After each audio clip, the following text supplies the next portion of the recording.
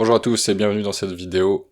Aujourd'hui nous allons analyser ce que Musk est en train de faire. Il veut apparemment produire 50 fois plus que le monde entier. 50 fois plus de quoi? C'est ce qu'on va voir. Donc on va comprendre ce que c'est Terafab, pourquoi ce projet, quel est le vrai move de Musk finalement, qu'est-ce que ça veut dire la capacité de calcul dans l'espace, et on va voir si c'est un génie ou si c'est un projet irréalisable.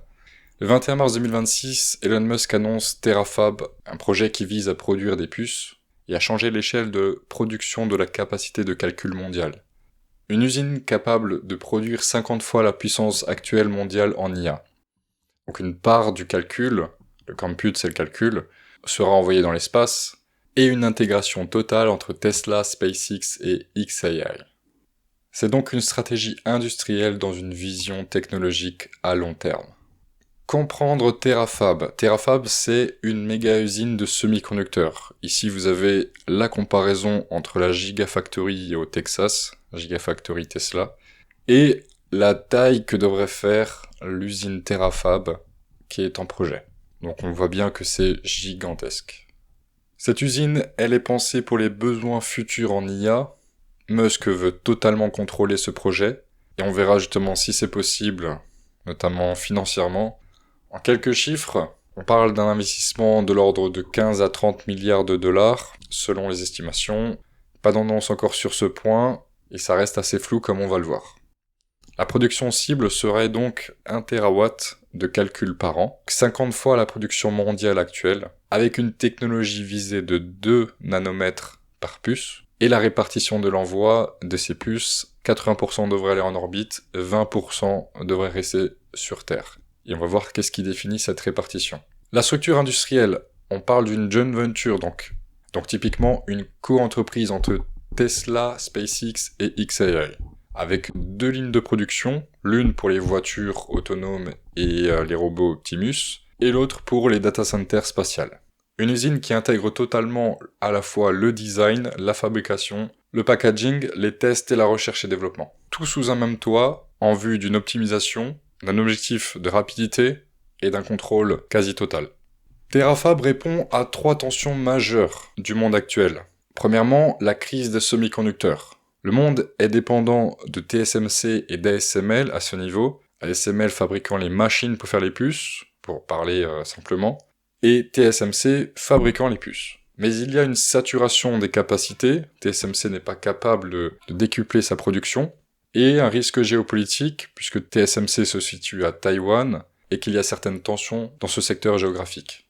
Donc aujourd'hui, tout dépend d'un seul point du globe, ou presque, puisque les Chinois se sont mis à produire leurs propres puces. Apparemment, ils seraient déjà arrivés à aller sur du 5, voire du 4 nanomètres. TSMC a aussi déployé une usine aux États-Unis, qui est en construction, mais tout de même, le monde reste en grande partie dépendant de TSMC à Taïwan. Tension majeure numéro 2, la crise énergétique.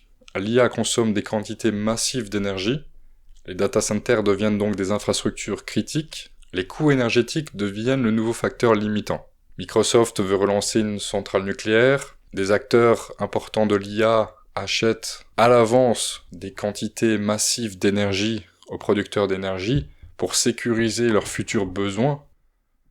Et donc le troisième point de tension majeure, c'est cette explosion des besoins en IA. Puisque Tesla, avec le full self-driving, donc les voitures autonomes, et Optimus, on parle de milliards d'unités qui ont pour objectif d'être produites, et aussi xAI, dont l'entraînement massif demande des ressources énergétiques énormes, et SpaceX, qui souhaite mettre en place ses data centers spatiaux avec Starlink. C'est donc un besoin exponentiel en matière d'énergie, de puces et de puissance de calcul. Donc la lecture de Musk est assez stratégique. Il anticipe un monde où le calcul deviendra la nouvelle énergie, les puces la matière première, et l'IA la nouvelle industrie globale. Voyons maintenant quel est le vrai move de Musk. Puisque finalement, Terafab, c'est sa stratégie globale. Tout d'abord, il a l'air de vouloir refuser d'être dépendant de TSMC. Il est dépendant des fabricants de batteries sur ses modèles Tesla, même s'il fabrique certaines de ses batteries, pour la grande majorité, il les achète. Et donc son message implicite à TSMC serait « Aujourd'hui je suis client pour les puces, et demain je peux devenir fournisseur de capacités de calcul. Comprenez donc je vais vous concurrencer dans votre domaine, non pas pour vendre aux autres, puisque ces puces, il va les utiliser pour lui-même, mais pour pouvoir finalement peut-être devenir celui que tout le monde appelle concernant ses propres besoins en capacité de calcul. Pourquoi pas Google, Alphabet, pourrait demain demander à SpaceX de la puissance de calcul, OpenAI pourrait aussi, ou d'autres acteurs. Donc Musk refuse toute dépendance critique. En deuxième point, c'est une intégration verticale extrême, comme Tesla et SpaceX, qui ont internalisé la production de leurs fusées et du software. Maintenant, il veut internaliser la production de ses puces et offrir une capacité de calcul à faible coût d'énergie. Et ça, on va le voir comment dans le volet suivant. Donc la boucle design-production ultra rapide a pour objectif de concevoir une puce. Cela coûte en moyenne 500 millions de dollars. L'objectif, c'est donc de remplacer Nvidia. Il le fait déjà actuellement avec Tesla. Il design certaines de ses puces.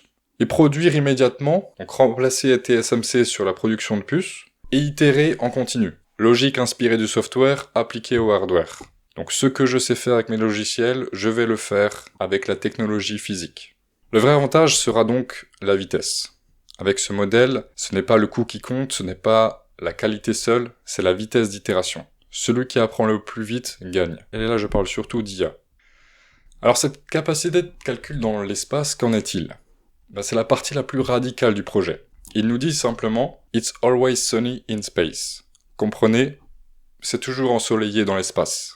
C'est sa bannière sur X. Cela implique qu'il n'aura donc pas de contraintes terrestres. Le refroidissement sera différent. Il sera efficient. Dans l'espace, il fait assez froid. Il y a une scalabilité aussi qui est quasiment infinie. Il y a forcément beaucoup d'espace dans l'espace. Vous pouvez déplacer votre data center avec ses panneaux solaires pour qu'il suive le soleil et pour qu'il soit placé au meilleur endroit possible pour produire l'énergie avec le plus d'efficience possible. Le modèle envisagé serait celui-ci. Construire des data centers en orbite, alimentés par énergie solaire, connectés via Starlink, produisant la puissance de calcul pour alimenter le hardware en puissance. Pour utiliser Grok et pour alimenter toute son IA, il peut très bien passer par ces data centers dans l'espace avec la connexion Starlink et donc ne pas dépendre de data centers terrestres à des coûts énergétiques très élevés. Et donc pendant que les États sécurisent actuellement le pétrole, que les entreprises optimisent leurs coûts, eh bien Musk déplace le problème. Il cherche à créer l'abondance technologique axée sur l'IA. Alors est-ce que cela c'est du génie ou est-ce que c'est un projet irréalisable ? Le projet divise fortement. Les optimistes nous disent que c'est une logique cohérente avec Tesla et SpaceX, que la capacité d'exécution de Musk à réaliser ce genre de projet a déjà été prouvée, et que c'est une vision long terme unique. Les critiques, quant à elles, disent que Musk n'a aucune expérience en fonderie, comprenez par là remplacer TSMC, qu'ASML verrouille la technologie EUV, donc l'imprimante de puces. Alors est-ce qu'il va pouvoir se fournir en machines pour pouvoir produire ensuite les puces auprès d'ASML ? Ce serait le plus logique. Sinon, comment pourrait-il fabriquer des puces ? Sachant aussi que TSMC a donc mis 35 ans à atteindre ce niveau, de 2 nanomètres, comment compte-t-il le faire à court terme ? Et enfin, l'investissement colossaux, 15 milliards, ça paraît assez peu. Quand on sait que TSMC produit aussi des usines pour fabriquer des puces, ces usines coûtent bien plus. Donc encore une fois, on ne sait pas exactement ni quand, ni comment il compte le faire. Est-ce que c'est sur 5 ans, 10 ans, 20 ans ? Pour l'instant, on ne sait pas. Certainement qu'il va revenir dessus avec d'autres nouvelles, parce qu'il y a certaines questions qui restent en suspens, comme on l'a vu. Donc certains parlent de hype, un coup de communication, une stratégie financière, puisque l'entrée en bourse de SpaceX est prévue pour ce mois d'avril 2026. On parle là de la plus grande entrée en bourse de l'histoire, avec une valorisation de SpaceX supérieure à 1500 milliards de dollars. En conclusion, ce que l'on peut dire, c'est que ce projet finalement représente un basculement. La capacité de calcul deviendra la ressource stratégique, comme l'était hier le pétrole, et l'infrastructure ne sera plus seulement terrestre, mais aussi spatiale. Et finalement, ce qu'on peut retenir, c'est que celui qui contrôlera la capacité de calcul contrôlera l'avenir de l'IA. Merci à tous pour votre attention, je vous invite à liker la vidéo et à vous abonner à la chaîne, et je vous dis à bientôt pour une nouvelle analyse.